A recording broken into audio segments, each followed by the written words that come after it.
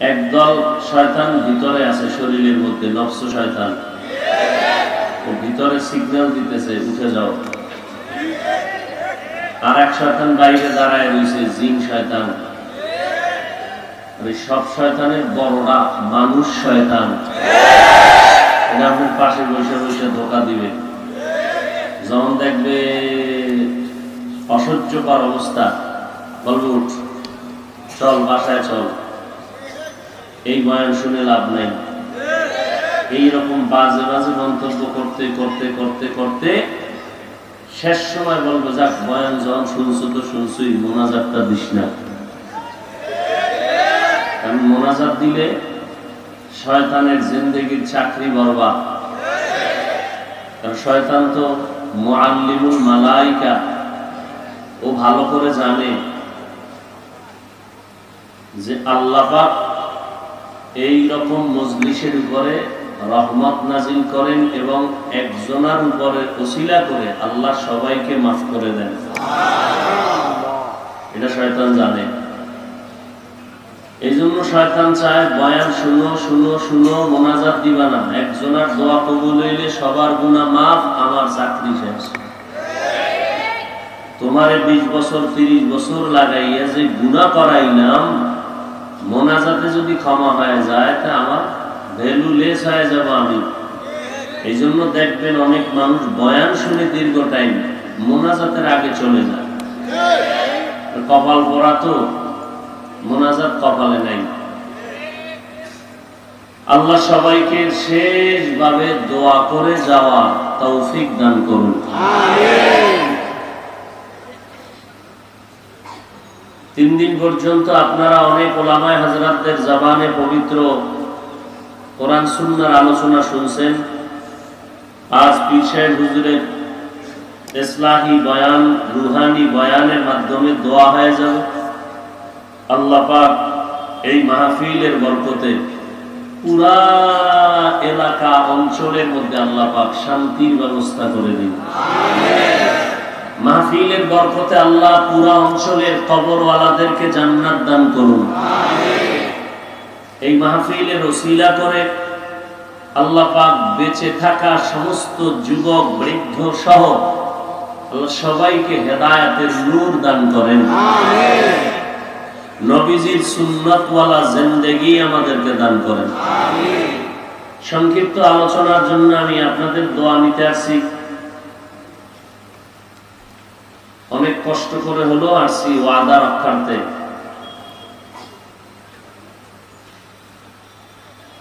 দুপুরে জোহরের নামাজের পরে বয়ান করার কথা সুনামগঞ্জ, বিমান ডিলে হওয়ার কারণে 9টায় রওনা দিয়েও 11টার বিমান ছাড়লো গিয়া 2:30টায়। সিলেটে এসে সুনামগঞ্জ গেলে 2:30টায় নামি, 2:30টায় উঠে 3:30টায় নামিয়ে যদি সুনামগঞ্জ যাইতাম তাহলে মৌলভীবাজারও আসা হতো না, হবিগঞ্জ যাওয়ার সুযোগ হতো না। এ কারণে বিভাগীয় মুজাহিদ কমিটি যারা দায়িত্বশীল, পরামর্শের মাধ্যমে সিদ্ধান্ত নিলেন যে না, যেহেতু ওখানে আসল সময় মতো উপস্থিত হতে পারি নাই, তাহলে এখানে চলে আসি। এখানে এসে তাও যানজটে পড়লাম, এখানে কাছাকাছি জায়গায়, গাড়ি দোনো পাশ থেকে বন্ধ, অ্যাক্সিডেন্ট, মানুষ মারাও গেছে শুনলাম। এখানে এসে ইফতার করবো, তাও করলাম গাড়িতে বসে একটু পানি দিয়ে। তো যাই হোক, গ্রামে একটা প্রবাদ আছে, দেখতে নারী চরণ বাঁকা। এই জমিনের মধ্যে যারা আহলে হক, আর এক দল আছে আহলে বাতিল। এরা চিরস্থায়ী আহলে বাতিল। হকওয়ালারা যতই লাইনের দিকে যতই চেষ্টা করুক হকের উপরে থাকার, এরপর বাতিলেরা বিরোধিতা করবেই করবে। আপনাদের সিলেটে বাতিল নাই? হ্যাঁ, আল্লাহ হেদায়েত দান করেন। বাতিল, সব বাতিল ইসলামের জন্য মারাত্মক নয়। ইসলামের ব্যানারওয়ালা বাতিল ইসলামের জন্য মারাত্মক। বলে ইসলামের ব্যানারওয়ালা বাতিল, হ্যাঁ, কিয়ামতের আবির্ভাব, আলামত, ঘরে ঘরে ঘরে ঘরে ফিতনা, আর ইসলামের মাঝে ফিতনা। কেমন ফিতনা যা চিন্তা করলেও মনে হয় যেন আমার ঈমান চলে যায় ভাব, এমন এক অবস্থার মধ্যে আমরা আছি। আল্লাহ আমাদের সবাইকে হেদায়েতের উপরে ইস্তেকামতের মাকাম দান করুন। আমিন। কোরআন হাদিসের বয়ান হবে, আমাদের পীর মাশায়েখ ওলামায়ে কেরাম মানুষের পায়ে হাত ধরে ধরে বিনয়ের সাথে বয়ান করে, নামাজ পড়ো, পর্দা করো, নফল ইবাদত করো, জিকির করো। ঠিক এই মুহূর্তে আবার একদল ইসলামের ব্যানার লাগাইয়া ময়দানে উম্মতকে বিভ্রান্ত করতেছে। বেশি আমলের দরকার নাই, নফল লাগে না, জুমার আগে সুন্নাত লাগে না, বিকির লাগে না, কাজা নামাজ লাগে না। এমন কি বলে কোরআন শরীফ অর্থ না জেনে পড়লে লাভ নাই। আবার এক টুপিওয়ালা আলেম বলে কোরআন শরীফের মধ্যে ভেজাল। আর একজন আলেম বলে নবীরা অপরাধ করেছেন, আল্লাহ অপরাধ করাইছেন। কোন মুসলমান যদি মনে মনে ধারণা করে কোরআন শরীফে ভেজাল আছে, দলিল ছাড়া বেঈমান। অথচ আমার সোনার বাংলাদেশে আওয়ামী লীগ ওয়ালারা বলে নাই, বিএনপির কেউ বলে নাই কোরআনে ভেজাল আছে। ইসলামের ব্যানারওয়ালা ভণ্ড তো আমার মতো লঙ্গি ভরা মোল্লা না, বড় টাইটেলওয়ালা হুজুর। সে বলে কোরআনে জাল। বলে কেমন জাল? হাদিসের থেকেও বেশি জাল। এখানে আপনারা যারা ইমানদার আছেন, আল্লাহকে সাক্ষী রেখে বলেন আল্লাহর কোরআনে ভেজাল আছে, এই কথায় আপনি বিশ্বাসী? হ্যাঁ? নবীরা অপরাধ করেছেন এই কথা মানেন? অতএব যদি নাই মানেন, তাহলে যারা এই সমস্ত কথা বলে নিঃসন্দেহে এরা ইসলামের ব্যানারওয়ালা ভণ্ড। এদেরকে যারা ভণ্ড বলবে না তারাও ভণ্ড। ১৫০০ বছর পর্যন্ত বড় বড় বড় বড় মাথাওয়ালা বেঈমানেরা কোরআনের ভুল বের করার জন্য যথেষ্ট পরিমাণ অপচেষ্টা করেছিল। ভুল বের করতে তো পারলই না, বরং কালেমা পড়ে মুসলমান হয়ে গেল। আর ১৫০০ বছর পর সোনার বাংলায় পণ্ডিতের জন্ম হলো, যে বলে কোরআন শরীফে জাল আছে। কেমন জাল? বলে হাদিসের থেকেও বেশি জাল। এই কথা বলার পরেও মুসলমান চুপ কেন? ওই মুসলমানের জিগাইলে বলে আমরা ওই বক্তা সাহেবের, ওই মাওলানা সাহেবের অন্ধ পা চাটা ভক্ত। ভালো করে সিলেটের মুসলমান, মৌলভী বাজারের মুসলমান। মৌলভী শব্দটা বড় বরকতের শব্দ, ঠিক না? কেমন বরকত? মৌলভী শুনলেই মানুষ মনে করে গাঁজা খায়, বিড়ি খানে। হ্যাঁ, বড় বরকতের শব্দ। কিন্তু এটাকে খারাপ দিকে যেন প্রবাহিত করার সুযোগ না কেউ পায়। আমি সিলেটে আসলে বলি, সিলেটের জমিনটা বড় ধন্য, কারণ এই জমিন শাহজালালের জমিন। কিন্তু এই জমিনটা এতটা পবিত্র জমিন, নাপাক করল কারা? গাঞ্জাখোর, মদখোর যারা।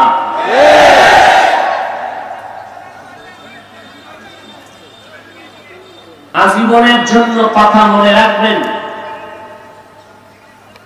অন্ধের মতো ভক্ত হওয়া দুইজনের বেলায় হালাল আর বাকি সবার বেলায় হারাম।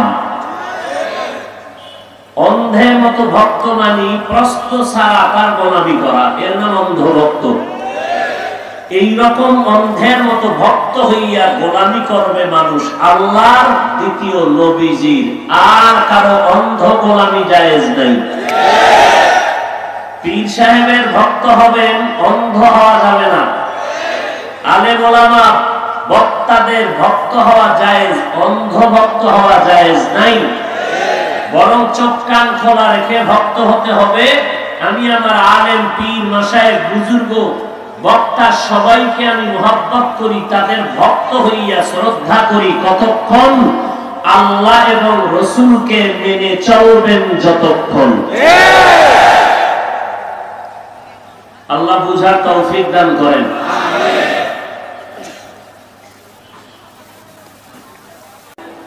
আর-রহমান আল্লামাল কুরআন খালাকাল ইনসান। রহমান হলেন তিনি, যিনি কোরআন শিক্ষা দিলেন, মানুষ সৃষ্টি করলেন।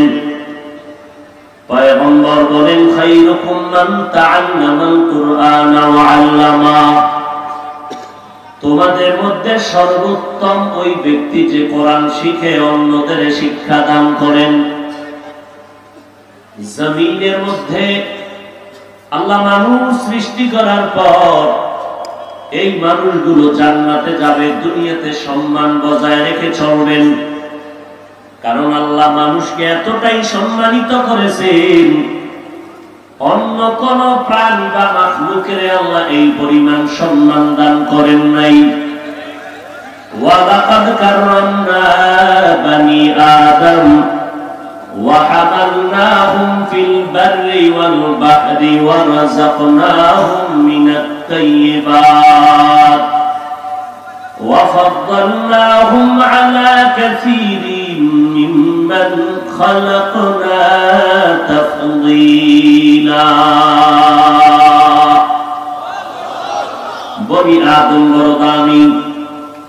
আল্লাহ তাআলা বলেন, স্থলে পানির মধ্যে আমি আল্লাহ এদের সম্মানের চলার ব্যবস্থা করে দিলাম।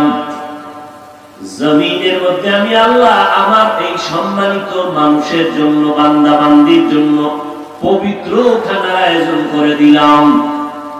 নাপাক জানো না খাও, তোমাদের সম্মান যেমন, তোমাদের সম্মানজনক খানাটাও তেমন। দুনিয়ার সব প্রাণীদের মধ্যে নাপাক খায় অধিকাংশ প্রাণীরা, আর আমি আল্লাহ জমিনে যত খানা আছে এর মধ্যে পবিত্র পিওর খানাগুলো আমার বান্দার জন্য আমি সিলেক্ট করে দিলাম। এবং আমি আল্লাহ পরস্পরে একজনকে আর একজনের তুলনায় মর্যাদাবান করে দিলাম। যেই বান্দা মানুষ অন্যান্য মাখলুকতের তুলনায় তুমি দামি, আবার মানুষের মধ্যে যার কাছে কোরআন হাদিসের ইলম আছে ওই মানুষটা সাধারণ মানুষ থেকে দামি। যেই বান্দা কোরআন শরীফ পড়তে পারে না ওই বান্দার থেকে কোরআন পড়নেওয়ালার দাম বেশি। যেই বান্দা কোরআন পড়তে জানে, অর্থ জানে না, কোরআন পড়নেওয়ালার থেকে কোরআনের অর্থ জাননেওয়ালার দাম বেশি। যেই বান্দা শুধু কোরআনের অর্থ জানে, ব্যাখ্যা জানে না, তাফসীর জানে না, ওই বান্দা অর্থ জাননেওয়ালার থেকে তাফসীরওয়ালার দাম বেশি। এইভাবে আল্লাহ পাক একে অন্যের উপরে মর্যাদা দিয়ে রাখছেন কোন না কোন একটা গুণের কারণে। কিন্তু সেই গুণটাকে পুঁজি করে বান্দা তুমি যেন অহংকারী হয়ে না যাও, এজন্য আল্লাহ অন্য দিক থেকে আবার প্রত্যেকের মধ্যে একটা দুর্বলতার সাইড রেখে দিয়েছেন। অহংকারী যেন হয়ে না যাও, কারণ অহংকার এমন একটা মারাত্মক যে আগুন যেমন মানুষের তৈরি করা লাকড়িকে, জঙ্গলকে ধ্বংস করে দেয়, অহংকার মানুষের নেক আমলগুলো বরবাদ করে দেয়। আল্লাহ মানুষকে সম্মান দিবেন, কে দিবেন? আল্লাহ। মানুষের মতো দামি আর কেউ আছে? এই মানুষগুলো সর্বোচ্চ সম্মানে যেন দুনিয়াতে জীবন যাপন করতে পারে, আখিরাতে যেন আবার সম্মানের সাথে জান্নাতে যেতে পারে। এজন্য আল্লাহ দুইটা ব্যবস্থা রেখেছেন। বলেন কয়টা?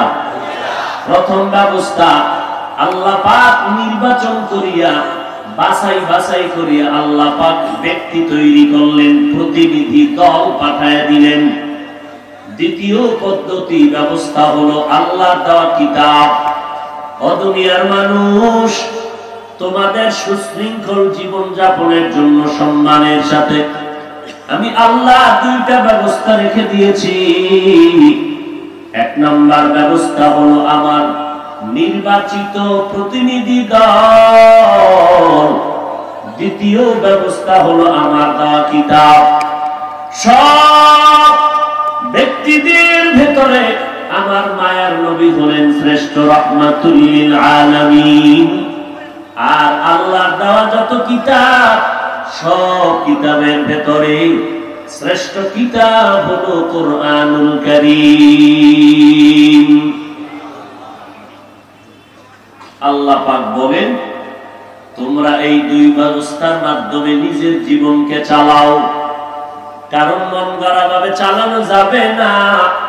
মোবাইলওয়ালা মোবাইল বানাইয়া ভেতরে প্যাকেটের মধ্যে ক্যাটালগ দিয়ে দিছে, মোবাইলটা কিভাবে চালাইলে তোমার মোবাইল সুস্থভাবে কথা বলার লাইন ক্লিয়ার করে দিবে।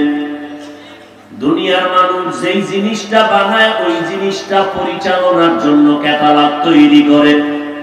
আল্লাহ বলেন, আমি মানুষ বানাইছি, আসমান জমিন বানায় দিলাম তোমার খেদমতের জন্য। ও বান্দা, তোমার জীবনটা যেন সুশৃঙ্খল ভাবে সম্মানের সাথে পরিচালনা করতে পারো। তোমারে আমি আল্লাহ বানাইয়া কেমনে তুমি সুশৃঙ্খল ভাবে জীবন চালাইবা, এটা কেউ নতুন করে পারবে না। আমি আল্লাহ নিজেই ক্যাটালগ দিয়ে দিলাম, ওই ক্যাটালগ অনুযায়ী বান্দা তোমার জীবনকে পরিচালনা করো। এক নম্বরে ব্যক্তি, দুই নাম্বার দিয়ে দিলাম কোরআনুল কারীম, আমার দেওয়া কিতাব। ব্যক্তিদের মধ্যে শ্রেষ্ঠ ব্যক্তি আমার নবী রাহমাতুল লিল আলামিন, আর কিতাবের মধ্যে শ্রেষ্ঠ কিতাব হলো কোরআনুল কারীম। এই জন্য পয়গম্বর বলেন, 63 বছর হায়াত শেষ হওয়ার পর আমি বিদায় বেলা দুইটা জিনিস তোমাদের মাঝে রেখে গেলাম। قال النبي صلى الله عليه وآله وسلم تركت فيكم أمرين لن تضلوا ما تمسكتم بهما كتاب الله وسنة رسوله। ও দুনিয়ার উম্মতের দল, দুটো জিনিস রেখে গেলাম, আঁকড়াইয়া ধরো। কখনো তোমার জীবন বিপন্ন হবে না, তোমরা ধ্বংস হবে না, তোমার ঈমান আমল কখনো নষ্ট হবে না। ওই দুই জিনিসের এক হলো কোরআন, দ্বিতীয় হলো আমি নবীর সুন্নাহ। প্রথমটার নাম কি? আর আস্তে করে বলেন। দ্বিতীয়টার নাম নবীজির সুন্নাত। এই দুই জিনিস আঁকড়াইয়া ধরো। এরে নবীর উম্মতের দল, আল্লাহর নবীকে আল্লাহ কোরআন শরীফ দান করলেন 40 বছর পেরিয়ে যাওয়ার পরে। এই দীর্ঘ 40 বছর আমার নবী কোনদিন কোথাও কালেমার কথা বলেন না, নামাজের দাওয়াত দেন না, রোজার কথা বলেন না। যখন 40 বছর পেরিয়ে যায়, আমার আল্লাহ নবীকে কোরআনের নাজিলের অবতীর্ণ সূচনা করলেন। 23 বছর লাগাইয়া আমার আল্লাহ পুরা কোরআন নাজিল করলেন আমার নবীর কাছে।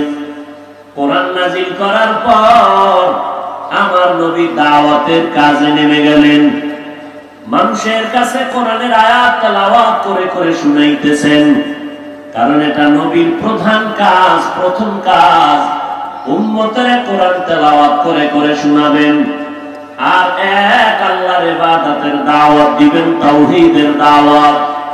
ও দুনিয়ার বেঈমানের দল, ও বিধর্মী মুশরিকের দল, মূর্তি পূজারীরা, তোমরা দুনিয়ার গায়রুল্লাহর গোলামি বাদ দাও, এক আল্লাহর ইবাদতে নিজের জীবনটাকে বিলিয়ে দাও। মুশরিকরা বলে এক আল্লাহর পরিচয় দাও। আল্লাহ নবীর প্রশ্নের জবাব ওদেরকে নবীর সামনে আয়াত দিয়ে দিলেন। নবী জানায়া দেন কুল হুয়াল্লাহু, এরপরে কি আল্লাহুস সামাদ লাম ইয়ালিদ ওয়া লাম ইউলাদ ওয়া লাম ইয়াকুল লাহু কুফুয়ান আহাদ। লাম ইয়ালিদ লাম ইউলাদ উলাইকা ওয়ালাদ মাউলুদ রাউ খালেকাস।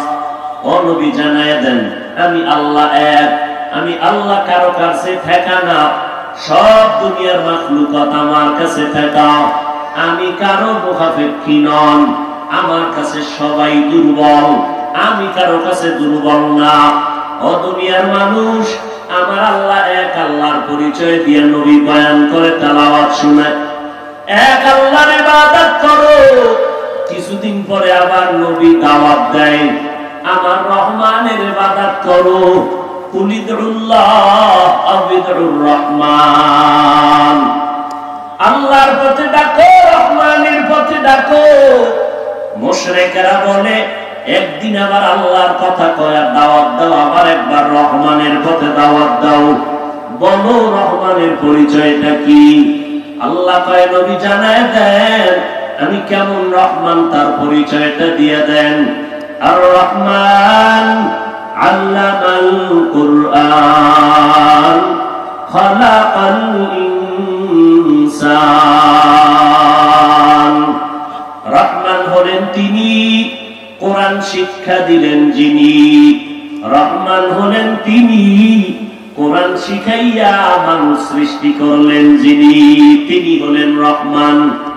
রহমানের পরিচয় দিতে গিয়ে আল্লাহ বলেন আমি এমন রহমান, আমি কোরআন শিখাইলাম, তারপরে মানুষ সৃষ্টি করলাম। ঘোষণা কার? বাস্তবের উল্টা হয়ে গেল। ও দয়ার মালিক, আমরা দেখি দুনিয়াতে আসছি আগে, সৃষ্টি আমাদের আগে হলো, তারপরে আমরা কোরআন শিখছি, তাই না? মানে মায়ের পেটেতে শিক্ষাইছি, কথা বলেন না কেন? আমরা কি আগে শিক্ষা গ্রহণ করে জন্ম নিছি, না দুনিয়াতে আসার পরে শিক্ষা নিছি? আল্লাহ উল্টা কয় আমি আগে কোরআন শিখাইছি, তারপরে মানুষ সৃষ্টি করেছি। আমার আল্লাহ উল্টা কেন বললেন? এই কথার দুইটা জবাব। এক নাম্বার জবাব হলো দুনিয়ার মুমিন তোমার ঈমানটা পরীক্ষা করতে চান আমার আল্লাহ। আমার আল্লাহ উল্টা বলেন আর বাও বলবেন তোমার বুঝে আসলে মানবা নাকি বুঝে না আসলেও মানবা। যেই মুমিন বলবে আমি আল্লাহর কথা বুঝলেও মানি না বুঝলেও মানি, ওই বান্দা যদি রিকশা ড্রাইভার হয় তার ঈমানটা তাজা। আর যেই মুমিন বলবে আমি আল্লাহর কোরআন বুঝলে মানি না বুঝলে মানি না, এই বান্দা যদি বড় মুফতি সাহেব হয়, ডক্টরের ডিগ্রি লাগায়, 22 পাগড়ি লাগায়, যদি বলে আল্লাহর কোরআন বুঝলে মানি না বুঝলে মানি না, লোকটা তাজা বেঈমান। हकीकत से तू दुनिया बेखबर है, दुनिया की नुमाइश पर नजर है। नमी गुयाम के आज दुनिया जुदा बाश, बहर कारे के बाशी बा खुदाबाश। আল্লাহর কথা উল্টা হলেও মানি, লাইন থাকলেও মানি, আমার বুঝে আসুক আর না আসুক আমি আল্লাহর সব কথা মানি। যেই বান্দারা বলে কোরআনের অর্থ না জেনে পড়লে লাভ নাই, এই বান্দাদের চিহ্নিত করে নাও, এরা ইসলামের ব্যানারওয়ালা ভণ্ড। মদিনার নবী কি কয়? বান্দা তুমি কোরআনের অর্থ জানো আর না জানো, বুঝো আর না বুঝো, তুমি যদি জিহ্বা নাড়াইয়া আল্লাহর মুহাব্বতে পড়ো আলিফ লাম মিম, সাথে সাথে সাথে আমলনামায় 30টা নেক আল্লাহ দান করবে। আতিনা ফি দারিদ দুনিয়া মা হাসানান আতিনা ফি দারে উকবানা হাসান ইয়া গিয়াসাল মুস্তাগীসিন ইহদিনা ইফতিখারা বিল উলুমি ওয়াল গিনা। শুধু কি তাই? কোরআন এমন একটা সুন্দর কিতাব, যেই কিতাব ধরলে বরকত হবে, যেই কিতাব চাইলেও বরকত হয়, যেই কিতাব বান্দা তুমি তাকাইয়া দেখবা তাতেও বরকত। আমি যদি কোরআন তেলাওয়াত করি আর আপনারা যদি চুপচাপ বসে বসে মোহাব্বত লাগাইয়া শুনেন, মদিনার নবী বলে, ও বান্দা, যেই লোকটা কোরআন তেলাওয়াত করে সওয়াব পায়, যারা শুনবে তারাও সমপরিমাণ সওয়াব পেয়ে যাবে। আমি একটা আয়াত পড়ছি, এই আয়াতের অর্থ ধরে নেন আমি জানি, কিন্তু আপনারা জানেন না। আমি তেলাওয়াত করছি, আপনারা অর্থ জানেন না, শুনছেন, পড়েন নাই, শুনছেন, সওয়াব আছে না নাই?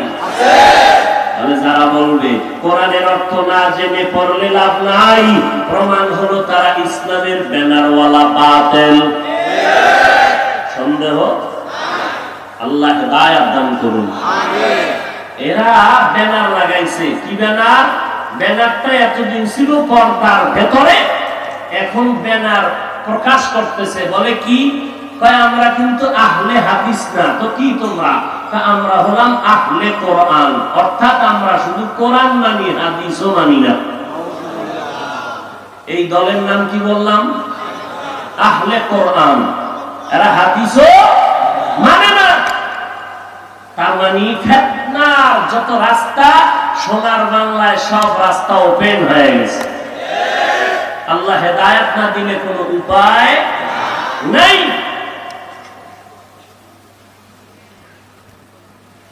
রমাজানে তারাবি পড়েন না? 8 রাকাত পড়েন আর 20 রাকাত পড়েন, পড়েন তো? মসজিদে খতম হয়নি? হয়। হাফেজ সাহেব কোরআন তেলাওয়াত করেন, খতমে কোরআন।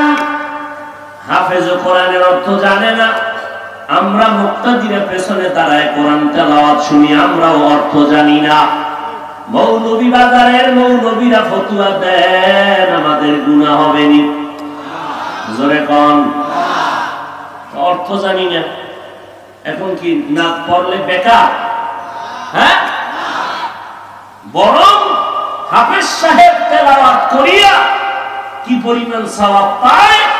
মদিনার নবী বলেন, কোরআন শরীফের একটা অক্ষর তুমি যেখানে সেখানে যদি পড়ো, ওযু নাই, কিন্তু তুমি কোরআনের একটা অক্ষর উচ্চারণ করলা, আল্লাহর মহব্বতে এক একটা অক্ষরের বিনিময়ে কমপক্ষে কত? জোরে বলেন। মদিনার নবী বলেন, নামাজে দাঁড়াইয়া যদি কোরআনের তেলাওয়াত করো, প্রত্যেকটা অক্ষরের বিনিময়ে 100 নেক আল্লাহ দান করবে। বৈশা যদি কোরআনের তেলাওয়াত করো নামাজে, এক একটা অক্ষরের বিনিময়ে 50টা করে নেক পাবে। কেমন বরকতের কোরআন যে আমি তেলাওয়াত করব আর আপনারা শুনবেন, আমি যেই সওয়াব পাবো আপনারাও 2-1টা কম পাবেন। বলেন। আর কোরআন তেলাওয়াত অর্থ তো পরের কথা, আল্লাহ তেলাওয়াতের মধ্যে এত মজা লাগায় দিয়েছেন। নবীজির প্রথম দায়িত্ব শুধু কোরআনের তেলাওয়াত। তেলাওয়াতের মধ্যেই বেঈমানের দিল পাগল হয়ে যায়। আকর্ষণ আছে না নাই? নবী তেলাওয়াত করেন, বিধর্মীর কলিজার মধ্যে চুম্বকের মতো মায়া তৈরি হয়ে যায়, এত সুন্দর আওয়াজ। মক্কা মদিনার ইমাম কোরআন তেলাওয়াত করেন, ইমাম সাহেবের চোখে পানি, পেছনে যারা নামাজ আদায় করেন তাদের চোখ থেকে পানি বের হয়। কোরআনের তেলাওয়াতে এত আকর্ষণ। আলহামদুলিল্লাহি রাব্বিল আলামিন আর রহমানির রহিম মালিকি ইয়াউমিদ الدين إياك نعبد وإياك نستعين اهدنا الصراط المستقيم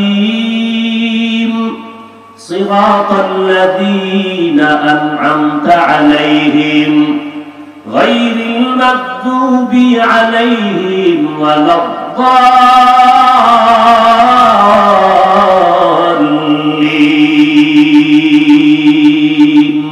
আল্লাহু আকবার। কত মজার আওয়াজ শোনার পরে দিলের মধ্যে অভক্তি না ভক্তি? ভক্তি। মোহাব্বত বাড়ছে না কমছে? বাড়ছে। এই কোরআনের বিষয়ে যদি কেউ মন্তব্য করে, ওই বান্দার সাথে মুসলমানের কোন সম্পর্ক রাখার কোন সুযোগ নাই। আল্লাহ হেদায়েত দান করুন। আমিন। এবার বুঝেন আমরা কেমন ফিতনার বেড়াজালে আবদ্ধ।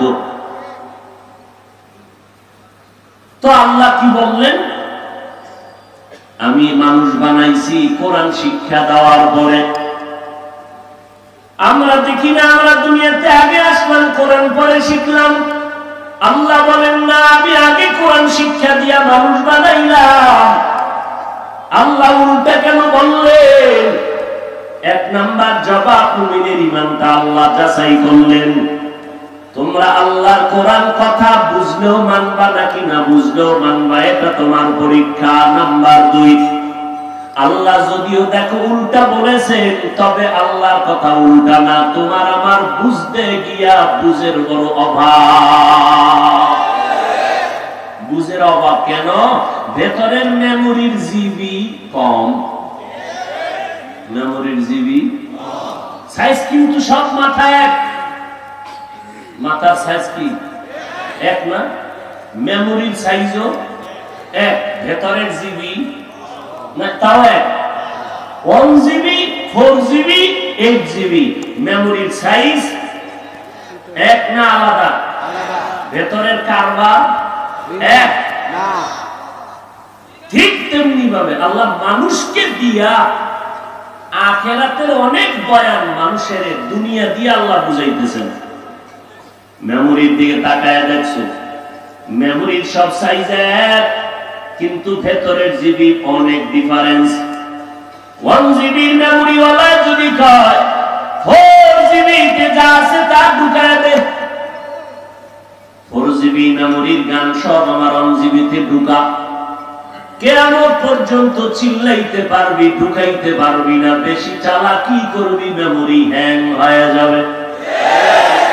আল্লাহ মানুষের মাথাটার মধ্যে একটা মেমোরি বানায় রাখছেন, তবে জিবি সবার এক না। মাথার সাইজ সবার এক, তবে জিবি ভেতরের এক না। কারো মাথার ভেতরের জিবি হলো 1 GB, কারো 2 GB, কারো 4 GB। তবে এই জমিনে কার মাথার জিবি সব থেকে বেশি? যাদের মধ্যে থাকবে আল্লাহর কোরআন আর নবীর সুন্নাহ। তবে মেমোরির জিবি কত বেশি? সব বেশির সীমানা হলো মাখলুকাতের মধ্যে, খালেকের ভেতরে যাবে না। খালেকের মধ্যে নিয়ে যদি গবেষণা করা শুরু করো, মেমোরি হ্যাং হয়ে যাবে, তখন আর মাথায় কিছু ধরবে না। দেখেন না, আল্লাহ দেখাইতেছে না ইন্ডিয়া যাওয়া লাগবে দেখতে, যখনই কয় বিসমিল্লাহ বাদ দাও, থাকবে না বিসমিল্লাহ সংবিধানে, একেবারে পাগল হয়ে গেছে। থাকবে না থাকবে না থাকবে না করতে করতে হুজুরের রানায়ের বিরোধিতা করবে। আল্লাহ এমন মায়ের দিলেন যে ওর দুনিয়াও গেল, আখিরাতও গেল। কি প্রমাণ আছে না নাই? বিসমিল্লাহ থাকবে না, রাষ্ট্র ধর্ম ইসলাম থাকবে না। এইভাবে চিল্লাইতে যখন শুরু করলো, মনে করছে সবাই তারে সালাম দিবে। সালাম ওরে যারা সালাম দিবে ওরা তারা তো দিবেই না, যারা সালাম দেয় না তারাও তাকে এখন আর পছন্দ করে না। এটারে কয় আল্লাহর মাইন্ড দুনিয়ার